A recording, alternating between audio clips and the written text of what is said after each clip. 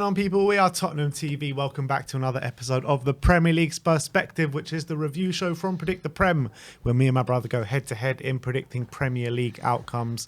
The scores at the moment between us are 256 to Sim, 265 to myself.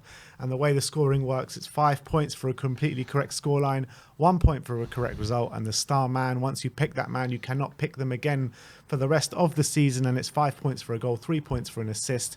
And let's get into the first game, which was Bournemouth against Brighton. Finished 2-0 to Brighton on the day. Mitoma in on the act once again. Sim went for 2-0, so he gets a big fat 5-pointer for this one, and I went for 2-2. But Brighton, business as usual. Yeah, I think they were confident. They were dominating possession. They pretty much deserved the victory because they created the better chances. Although I think from Bournemouth's point of view, they were unlucky not to get on the score sheet. Solanke forced Jason Steele into a number of saves. I thought Utara and Tavernier and the other one, there was Traore as well. They all looked quite bright and they did cause Brighton some trouble. But I just felt Brighton dealt with it. And whenever they did go forward, they were looking really, really dangerous. And with this kind of consistency, what I was looking at De Zerbi on the touchline, they're 1-0 up, and he was like going crazy. He's looking for that second goal. He's like has that real belief about him, and I don't know. I feel like that they believe that they're really in this race for top four, and with this kind of consistency, I can see why. And they're playing so well. The only thing is, McAllister went down injured, and so did Caicedo, but they did put a tweet out saying they're going to be available for the weekend. So Brighton, man, they're playing so well at the moment, and they're a joy to watch, I have to say. Yeah, and that Evan Ferguson, man. Brilliant finish. We've spoken about him so many times. Mitoma laid one on for him.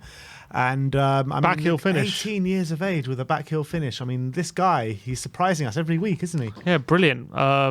He's really looking like a proper talent, and he's like a proper old school number 9. He's playing so well. He's physically ready for and scoring goals regularly.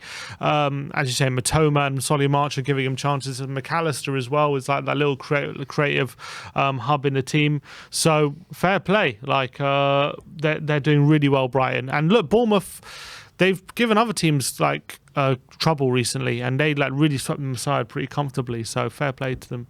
Moving on to Leeds against Nottingham Forest, finished 2-1 to Leeds on the day. Both of us going for 1-0 to Leeds. But I thought 2-1 pretty much flattered Nottingham Forest in this game. I think it was all one-way traffic for the majority of the game, and it should have been probably a more convincing scoreline for Leeds. Yeah, albeit the beginning part, obviously, Forest did go 1-0 up, and you're thinking, Forest quite good defensively. Are they going to be able to hang on? But to be fair, Leeds were dominant, and they really... they equalised fairly quickly through Jack Harrison. Sinisterra, I thought, was causing them trouble all day with his dribbling ability, and he's really got a good shot on him, Sinisterra. It's not the first time he's shown that, and he's really missed a lot of the season through injury, and if he was fit, maybe they would be in a different position, but brilliant finish for the second goal. And I have to say, they never really threatened to get back in the game, Forest, and Leeds were dominant throughout, and they would have been kicking themselves because they had so many chances on the counter, like once 2-1 up and when Forest were like forcing the issue, and they missed so many chances, and if Forest would have equalised, they would have been kicking themselves. Luckily they didn't, but Leeds again, more good football. Maybe their results are starting to turn now. Yeah, I mean, I was looking at the relegation fight last night, and I was looking at it and I was thinking, I actually think 3 teams are looking like they're going to go down this season. I think Nottingham Forest are one of them. I think their form has dropped at the wrong time in the season. I think Southampton are one of them, and I think Bournemouth are going to be the other one. So I think those 3 teams are actually the ones looking likely to go down. I think when you're looking at it, I think West Ham and Everton will do just enough to save themselves. I think Leeds as well will do just enough to save themselves. So I think those 3 are looking likely for me. Yeah, when you talk about West Ham and those kind of and Leicester, like it's like when the going gets tough, when they really need to get a result, especially like at home, will they get it? And I think at the moment they're looking like yes. Whereas with Bournemouth and with Forest, we just don't know if they have it in them when it's like when it's backs against the wall kind of thing. Albeit Leicester are the ones with the worst form since the World Cup. But Brendan's gone now, so maybe things will change there. But look, let's go on. Let's talk about the Leicester game, because it was 2-1 to Aston Villa at Leicester. Sim went 1-1. I went 2-1 to Villa, so I get a big fat 5-pointer for this one. I didn't see much of it, but looking at the the progress bar and the stats and stuff, it looked like it was a fairly even game up until the latter stages of the game where Villa just came on strong at the end. Yes, it pretty much was. First half was pretty even. Villa had, like, again, it was what you would kind of expect. Leicester had a lot of the ball, but Villa really, really good on the counter. Ollie Watkins obviously gave them the lead fairly early on with a bit of a scuff finish, but it was a nice goal. But Leicester were well in the game, and Harvey Barnes deservedly equalised. Really good goal, cutting him from the left-hand side. He'd done that a couple of times throughout the game, and he was causing problems down that side. But the game really turned when Dewsbury Hall got sent off. That was with like 20 minutes to go, and for a second bookable offence. It was a really even game. It looked like it was destined basically for a 1-1 at that point, but then Dewsbury Hall got sent off. Then the onus was on Aston Villa. They made a couple of changes, and to be fair, it looked like Leicester were going to hold out. Villa didn't really create too many openings, but a really bad mistake from Indeed. He gives the ball away on the edge of his area, gives it straight to Bertrand Traore, and he whips it in. And it was a weird goal because it's like from one point of view, it was a terrible mistake from Leicester, but the second point of view, brilliant finish, like 25 yards out, first time, sweeps it into the corner from Bertrand Traore. So he would be absolutely loving that finish, but terrible mistake from Indeed. And without that mistake, I think they probably go on and nick a draw.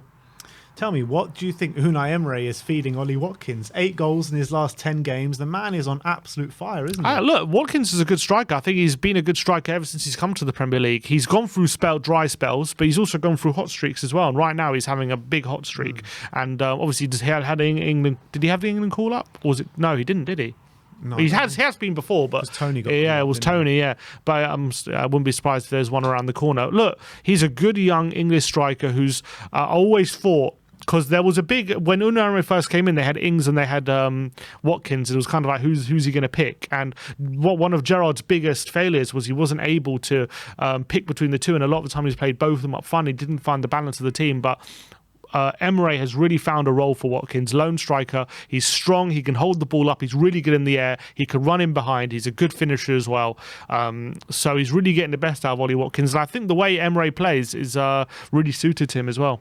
Yeah, they've only got one problem, Ollie Watkins and Ivan Toney, and that's Harry Kane. For England, that's for sure, yeah. Unfortunate for them because, they're great players, Toney and Watkins. They probably deserve a few more minutes for their country, but Harry Kane is Harry Kane. Yeah, look, I don't know if Watkins yet, he's like 24, probably 25. I don't know if he's shown yet. He 27. Has 27. Wow, he's older than I thought. I'm not sure if he's gonna ever reach that like elite, like consistent 20 goal a season striker kind of level, but he's definitely a very good Premier League striker. All right, let's move on to Chelsea against Liverpool, which finished 0-0 in the first game in the post-Potter era. Sim went 2-2, so he gains a point for that one. I went 1-0 to Chelsea. And you know what? It probably should have been 1-0 to Chelsea this game. I thought Liverpool were poor. Chelsea were the better side. They just couldn't find the back of the net. I mean, similar problems to what they were having under Graham Potter, really. Story of Chelsea's season this game, dominating, creating chances, missing sitters and dropping points. That's pretty much the story of their season. They shackled Liverpool. Liverpool were woeful, I thought, throughout the whole game. Barely created anything. The only chances they did were like half chances. And Chelsea, I thought were well worth the 3 points, but their finishing yet again let them down. Felix, Havertz, Kovacic all having really good chances and not making them pay. They now have... XG of 2.17, Chelsea. It's the story of their season. They've been out XGing every team pretty much, especially at home, and they just more often than not, their finishing lets them down. They haven't been able to overcome it. So that's just it. I mean, they need better. I don't know whether it's the confidence or they just need better forward players, but for some reason their finishing is just so wasteful. It's unbelievable. But obviously this will be a worse result for Liverpool, who are obviously trying to get into that top 4 race, but this will be a big blow. We knew that they're going through a hard run of games. Their next game is Arsenal at home, but losing away at City, drawing away at Chelsea, top 4 really is slipping away for them now. Yeah, if it's slipping away from us, it's most definitely slipping away from them, that's for sure.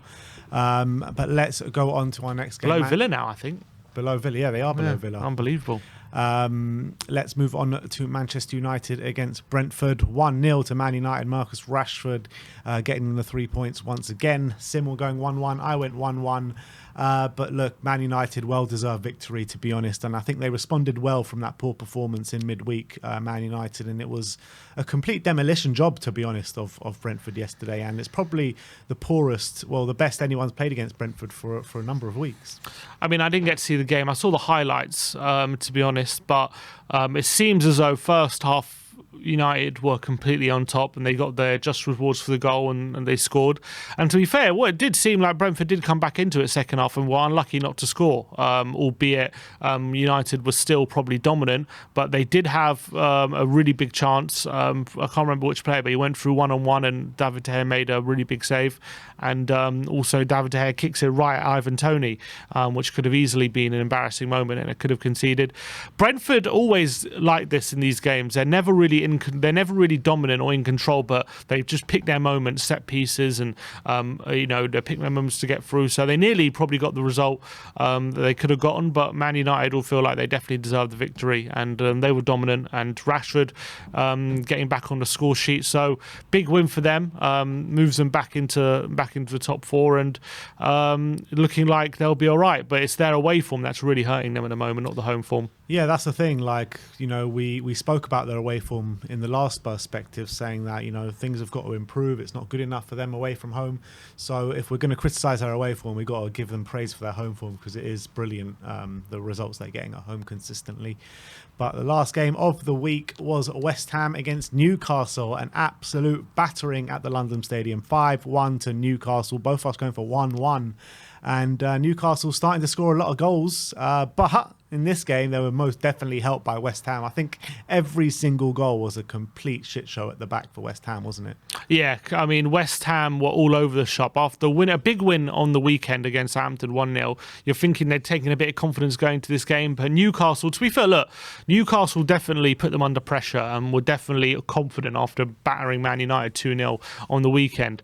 But they got a massive helping hand from this West Ham backline, who were all over the shop. Some of the most inexplicable mistakes you're ever likely to see in a Premier League game. I think 4 of the 5 goals were absolute shockers. The Isaac one was hilarious. Oh, the Isaac one, Fabianski kicks it right at him and he's got an open goal. Aged just gives the ball away in his own area, and they just square it to Wilson, who scores. I thought the last goal, Joe Linton, it slips through Fabianski's hands. He should have saved it. The second goal as well. They all stopped because they all thought Joe Linton was offside when he was onside, and that was a nonsense as well. So honestly, they took the lead with a solid goal from Wilson. But look, obviously Newcastle deserved the victory, but West Ham were all over the shop, and like they just got back in the game. A Zuma header from a corner 2-1, at 2-1, and you're thinking, all right, they're back in the game. They're going to really give it a good go second half, and then the beginning of the second half, literally Aged just dribbles the ball in his own area and gives it away, and it's 3-1. It was game over. So to be fair to Newcastle, I think that's 4 wins in a row now. They're really starting to pick up some momentum. They're not only are they scraping wins like against Nottingham Forest and against Wolves, where maybe they didn't quite deserve the victory, but they got over the line, but they're now starting to really dominate teams and deserve victories like yesterday and like against Man United. So you have to say, they're at the moment, they're going to take some stopping in this top 4 race. Yeah, and Moyes, I don't know if you saw the clips of Moyes yesterday, but he was just hopelessly watching on. Like, looked like I wanted to cry on the sidelines watching that defending yesterday. But I do think West Ham will be all right. But is that enough to save Moyes' job? Like, do you think that he's probably the next manager to go? Yeah, I mean, the next time they drop into the relegation zone, look, they did just win, so I think they'll give him some time. But I do think whatever happens, he'll probably be gone by the end of the season, in all honesty. So I do think that's going to be the eventuality. They are still 15th, so albeit they're, I think they're 15th. 1 point from the drop, no? Level. It's goal difference. Goal difference is keeping them up at the moment, but a 5-1 defeat won't help the goal difference, that's for sure. My bet is definitely Southampton, Bournemouth and Forest. Yeah, I it's think not Leicester a bad bet. Just gonna miss out. Yeah, it's just so tight. It's so like we get a new bottom 3 every week, isn't it? That's the case. But with Forest and Bournemouth, they just, because they're new to the league and stuff like that. You're obviously going to look at them and think, are they gonna pull results out of the bag when they need to? And at the moment, they're not looking like they are able to. Yeah. All right, let's move on to the star men. Sim used Somerville from Leeds, who actually missed a sitter in the last kick of the game. And I went for Emi Buendia, who got an assist for Ollie Watkins' goal. So 3 points for me going into next week. So the scores on the doors are 263 to 274. Thank you, everyone, for watching today. Like, subscribe, and comment. And as always, Come